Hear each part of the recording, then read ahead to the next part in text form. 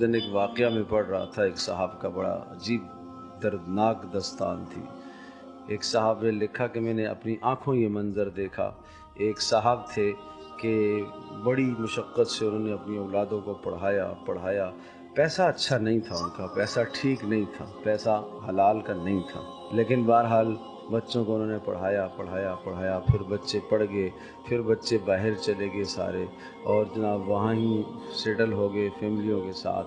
اور پھر جناب پیچھے ابا جی کی خدمت کرنے والا ایک ملازم انہوں نے رکھ دیا، وہ ابا کی خدمت کر رہا ہے، اور وہ جناب پیمپر پہنا رہا ہے اور ساری خدمات کر رہا ہے، اور ابا جی اس خادم جو ملازم ہے اس کی اولادوں کے ساتھ پیار کر رہے ہیں۔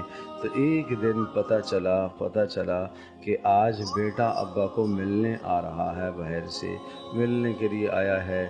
تو جناب ابا کو اطلاع دی گئی کہ آج آپ کا بیٹا آ رہا ہے ملنے کے لیے۔ تو جناب کیا ہو گیا، ابا حضور بڑے خوش ہو گئے، بیٹا آ رہا ہے ملنے کے لیے، لیکن آنکھوں سے نابینے ہو گئے، نظر کچھ بھی نہیں آ رہا تھا۔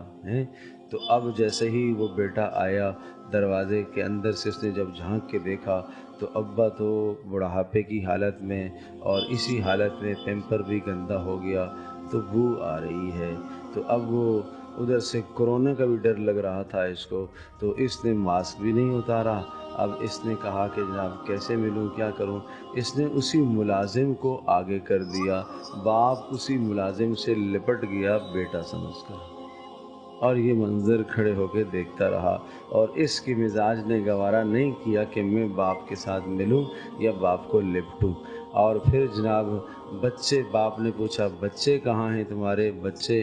تو وہ جو ملازم کے بچے تھے وہ آگے کیے، اور جناب ان کو دادا جی نے پوتا سمجھ کر چوما، پیار کیا، گلے لگایا۔ بات سمجھے؟